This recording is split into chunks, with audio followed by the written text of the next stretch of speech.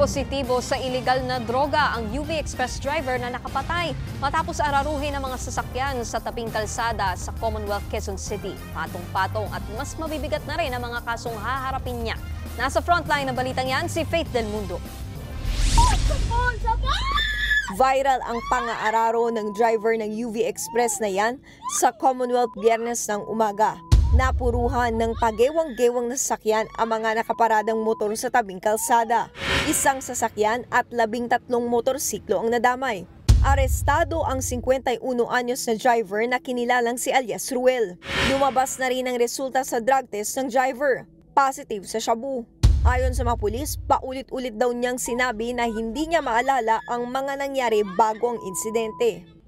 Based po sa investigation natin, wala namang negligence and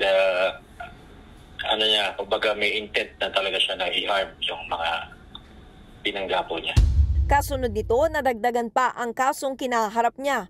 Bukod sa murder at frustrated murder, sasampahan din siya ng paglabag sa Junk and Drug Driving Act, malicious mischief at disobedience to authority. Ayon sa batas, hanggang 2 dekadang kulong at multang hanggang ₱250,000 ang maaaring kaharapin ng driver. Nirevoke na rin ang lisensya niya. Ibig sabihin, habang buhay na siyang hindi makakapagmaneho. Nagbabalita mula sa Frontline, Faith Del Mundo, News 5. Mga kapatid, Nikki de Guzman po.